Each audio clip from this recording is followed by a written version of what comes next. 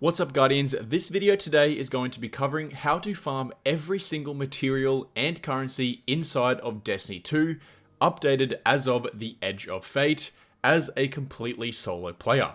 We're going to be covering everything in the game from Bright Dust to Enhancement Cores, and obviously their respective best farming methods. Let's get straight into this video. Starting off with Destiny 2's most valuable resource, we have Glimmer. Now, at the best of times, every single Guardian is capped on Glimmer. However, there are definitely instances where you are completely tapped out of Glimmer and you are in emergency need of some Glimmer ASAP. If you are in need of some emergency Glimmer, the easiest way to pick up some Glimmer is head to the Battle Pass and claim as many of these 25,000 and 50,000 stacks whenever you need them. Pro tip, definitely save these for emergency situations like this in the future, but there is also other easy ways to obtain them. You can head to Raoul in the tower and exchange these for curios from old school materials like planetary materials, and also Here Always pieces, alongside some dark phantasmal fragments from the past in the moon. Another quick exchange is head over to Xur and exchange 5 or 11 strange coins for a decent stack of Glimmer. This can only be done once a week though through Xur, so use it when you need it. Now, the best way to actively farm Glimmer, if you're looking to spend half an hour to an hour just farming and building up your Glimmer gains, the best way to do this is head to any planet that you prefer, such as the Cosmodrome or the EDZ, and go ahead to your Ghost mod and put on the Ultimate Glimmer Boost.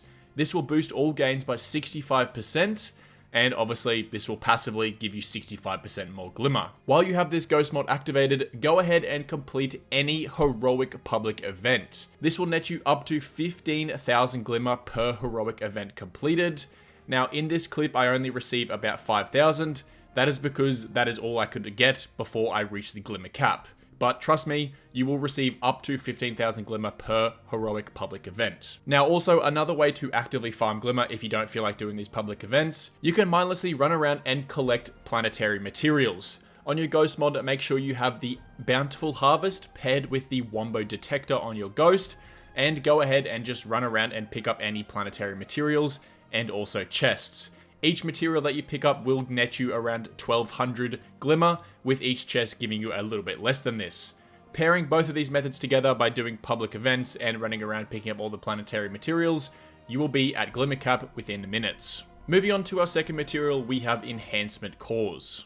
Now, there is no real active way to run around and farm Enhancement Cores like you can with Glimmer. The easiest and simple way to farm Enhancement Cores is to simply just play the game. Finishing activities and dismantling legendary gear above level 5 will net you Enhancement Cores, practically assigning these two methods as the best way to farm Enhancement Cores. Now, I'm sure we are all familiar with the Caldera solo ops mission farming that we've all been doing now for plenty of weeks.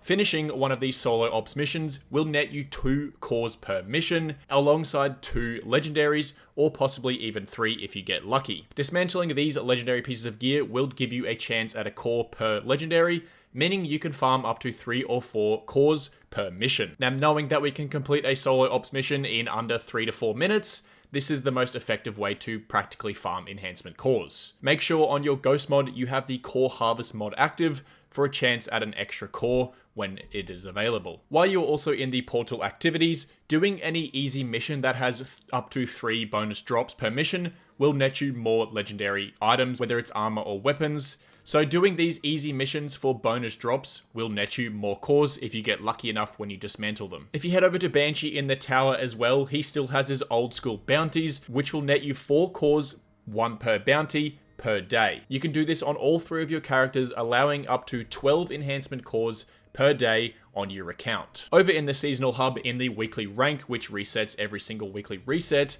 there is also 10 enhancement cores to grab here once you reach rank 2, which you will get very easily each week. You can go ahead and speak to Xur when he is around and exchange strange coins for enhancement cores. 23 or 29 coins will give you 17 cores. Make sure you visit Hawthorne as well each week, as she usually has a bunch of engrams at 200 light power for random various legendary activities. Whether it was completing, Crucible matches or clan missions, whatever it is, she usually has a bunch of legendary engrams to go ahead and claim. So make sure you do this and dismantle all this gear for a chance at more enhancement cores. With the removal of legendary shards quite a while now ago, and the change to how these enhancement cores works. Yes, you will be spending a lot of these to, upgrade and infuse your gear, but you will passively be gaining a lot of these as well, so you should never really have to worry about farming this currency, but if you do, make sure you refer back to this video. Moving on to one of Destiny 2's newest materials, we have Unstable Cores. Now this is the new material used as infusion materials, so whenever you go ahead and infuse your gear upwards of 200 power, it's going to take X amount of unstable cores. Now this currency will reset each season, so don't stockpile it at the end of the season. There's no point, it's going to reset all the way back to 0. However, these cores are obtained by dismantling any piece of gear that is above 200 power. Simply doing a solo ops mission and receiving a piece of gear that's above 200, when you dismantle it, it's going to give you a various amount of unstable cores. Now this is relative to what power it is, so if you are dismantling a piece of gear worth 450 light, it's going to give you a heck of a lot more unstable cores than if you were dismantling a piece of gear that is 201 light. However, as you know, while grinding, as you've already seen, if you're above 200 power, there's plenty of gear drops and there's plenty of things to dismantle to keep your unstable core stacks quite high. If you need a quick access to some of them, in the battle pass there is a bunch to grab, and there is also some in the weekly rank inside of the seasonal hub each week. Moving on to our next currency, we have Strange Coins, which are a currency used to spend at Xur. The quickest and easiest way to farm out these Strange Coins is by farming solo ops. Each solo ops mission that you do with a base minimum of C+ reward will net you 2 Strange Coins per mission. So farming Caldera, or whatever your personal preference of solo ops mission is, each time you complete one of these missions with at least a C+ reward will net you 2 Strange Coins. While doing these solo ops missions, if you do feel like gaining a few extra Strange Coins, make sure you kill the champs as they have a random chance of dropping Strange Coins as well. And also in the seasonal hub, farming the weekly rank up to level 20 will give you a total of 41 Strange Coins to spend each week. In the current season battle pass, there is also 164 Strange Coins to claim, so make sure you level up the battle pass this season and claim all of them. Once you've done this and you spend some Strange Coins at Xur, once you've spent a minimum of 47 coins that week at Xur, you can then buy the loyalty program of the 9. Buying this loyalty program is very important for that week. Basically, what this will do is, in the future, during that weekly reset of the time you bought this loyalty program, anytime you receive a Strange Coin through a activity or a champ kill or whatever it is, you have a decent chance of doubling that coin's profit. So let's say you finish a solo ops mission and you receive 2 Strange Coins. With the loyalty program, active, there is a chance that this doubles and you actually receive 4 Strange Coins per solo ops mission. Same thing counts for when you kill a champion. If you get 1 Strange Coin, there's a chance you actually get 2 instead. So you basically get the idea here. Moving on to our next material here, which is sort of getting into the end game materials, we have Enhancement Prisms. Now, Enhancement Prisms these days are extremely easy to farm. Completing any sort of portal activity at a minimum of C+ grade tier will have a chance of giving you 1 times Enhancement Prism per activity. Now, most of us are aiming for that B+ reward so that we get a powerful, light increase at the same time. So pretty much any activity that we're doing, most of us are farming those solo ops missions for the quickest activity completion. This will net us 1 Enhancement Prism per activity. Now, obviously, the quickest way to farm Enhancement Prisms is by doing the quickest solo portal activity, and usually that comes down to just farming Caldera as per usual. So if you are looking to farm Enhancement Prisms, go ahead and jump into Caldera and finish it as quickly as you possibly can with a minimum of C+ reward, and you should get yourself an Enhancement Prism. This drop is quite frequent, I will admit. I farmed this over, about an hour or so, and it was fairly consistent in giving me an Enhancement Prism per activity completion. Now, there are obviously some easy ways to get these as well. In the Battle Pass, there is 15 to claim it once you start getting upwards of that level 50 in the Battle Pass. And in the Seasonal Hub here, once you reach rank 8 per week, there is 2 to claim here for free as well. Moving on here into Ascendant Alloys. There is only 2 main ways to farm this material. Both of these methods are on Savathun's Throne World, and the first method is the Wellspring activity on Master difficulty. However, this doesn't even confirm getting one of these drops, as it states in the tooltip, an Ascendant Alloy is only uncommon chance of dropping once you finish this activity. The other method is by finishing the weekly story mission on Savathun's Throne World on Advanced, Expert, or Master. Depending on the activity, changes the chances of getting an Ascendant Alloy. On Master difficulty, the tooltip says it is common, so this is the best way to actively farm Ascendant Alloys if you're looking to do this. However, both of these methods aren't really a decent way to farm them. I did both of these methods many times, and to much avail, I got no Ascendant Alloy drops, and each activity took me anywhere from 20 to 30 minutes, so unfortunately this isn't a very good way to farm them, but it is still the only active way to farm Ascendant Alloys. The best way that I recommend to get Ascendant Alloys if you do need them is to actually farm for Enhancement Prisms, and then use these Enhancement Prisms at roll in the tower and just buy Ascendant Alloys. If you are looking for a quick couple access to Ascendant Alloys that you don't need to farm for, in the tower at Hawthorne, once you've ranked her all the way up to the max rank, you can actually buy one of these as a rank reward, and then on top of this, you can also buy one from Xur each week for strange coins. Up next, we have Ascendant Shards, or also known as Golf Balls. Now, Ascendant Shards in the Edge of Fate are actually quite hard to actively farm. Now, to put it simply, the easiest way to farm Ascendant Shards is you need to finish pinnacle activities in the portal on the Grandmaster difficulty. Now, in order to be able to do this effectively and efficiently, you need to basically be at least 400 light level power. Now, I can pretty much speak for most Guardians out there. Not many people are actively close to 400 or actively farming these 400 power missions for B+ rewards to, continue leveling up. There is two methods here to farm Ascendant Shards. The first one is if you are in and around that 400 power, go ahead and farm all these pinnacle missions on Grandmaster. Missions like the Whisper, Star-Crossed, Kel's Fall, and Encore. All of these missions on Grandmaster difficulty will have a decent chance at dropping Ascendant Shards. Now, personally, I don't have any footage of this because I'm not that high power, so I'm going to put up a video here of Esoteric. Check his video out in the description, but this is him finishing Grandmaster solo Kel's Fall, and as you can see here, he receives an Ascendant Shard. However, if you're like me and you're not exactly 400 power yet, the easiest way to farm Ascendant Shards is by actually farming Enhancement Prisms, and then going to roll and turning these Enhancement Prisms into Ascendant Shards whenever we need them.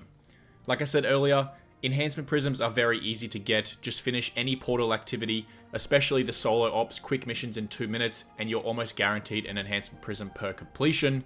So let's say you do 10 of these in 20 to 30 minutes, you can then turn that into an Ascendant Shard very, very quickly. Outside of this, in the Battle Pass, there is 8 to obtain for free once you get above 100. As you can see here, all of these 8 are in these ranks, so save them and also make sure you use them before the Season Pass expires.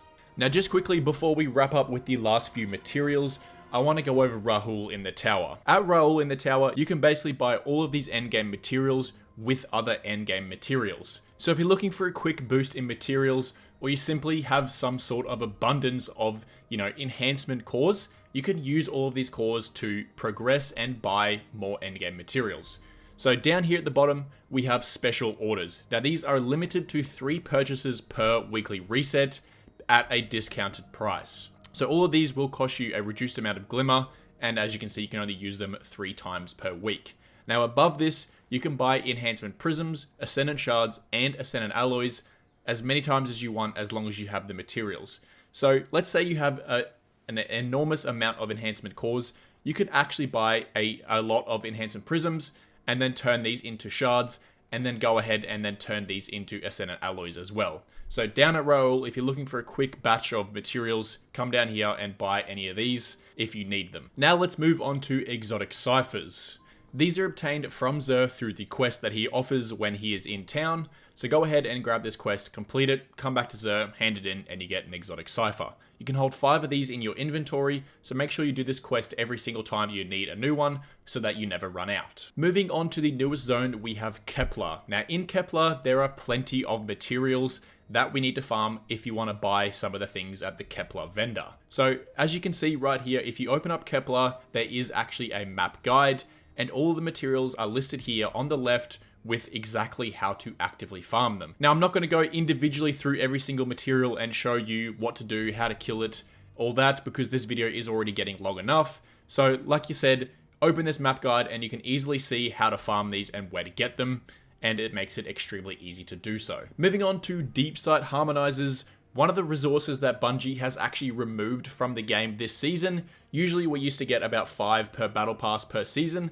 However, this time around there is none to be claimed in the battle pass, making these Deepsight Harmonizers basically impossible to farm. Now the only way to get Deepsight Harmonizers is if you haven't used them from past seasons and you use the, D2 Season Pass extension on Mozilla Firefox to go back and claim them from old season passes. I'm going to link a video down below from Astacross. He goes over this perfectly. So unless you know that you have some Deepsight Harmonizers from previous season passes, unfortunately, there's actually no way to get Deepsight Harmonizers in the current season. Moving on to Spoils of Conquest. Now this is used to buy basically any raid weapons or upgrade, infuse any raid weapons that you want. Now Spoils of Conquest are actually extremely easy to farm. All you need to do is head into raids and basically just loot any of the raid chests that are accessible, and this is very easily done from a solo player. Now I'm going to leave a link to the description down below, and shout out to Marshix for this one. He made a video about 6 months ago covering every single raid loot and raid chest to get as a solo player. There is a total of 51 raid chests and 165 spoils to get every single week. As a solo player, you can do this, it's extremely easy. So that video will be linked in the description down below. Go ahead and follow that guide if you're looking to farm Spoils of Conquest as a solo player. Moving on to our second last material in the game, we have Bright Dust. Now the easiest way to farm Bright Dust is head over to this seasonal hub here and basically just complete everything you can see on your screen. All of these daily challenges every day will give you 10 Bright Dust, totaling to 30. Over in the weekly challenges, each weekly challenge will give you 40 Bright Dust, and there is 5 of them to finish. And then as well in the weekly rank here, there is 600 Bright Dust to be had, 450 at rank 18, and then there is also 150 to claim at rank 5. Now if you do this every single week, complete all of your daily, weekly challenges and max your weekly rank out, you can get a total of 830 Bright Dust per week, which is actually quite a lot. And finally, to finish off this list with our last currency in the game, we have silver. Now, as we all know, there is no way to farm silver in the game, but since this is a video where I cover every material and resource in the game, silver needs to be on this list. The only way to get silver is head to the store and use real life money to buy silver and access it in the store. But anyway, Guardians, that will pretty much wrap up the list there. There is every single material and resource in the game and exactly how to effectively farm all these materials. Thank you so much for watching, and I hope you enjoyed this video. If there are any other methods that I missed out, make sure to put a comment down below and I'll make sure to pin it and give it an upvote so that other Guardians can see it. But again, thank you so much for watching, and I'll see you in the next video. Later.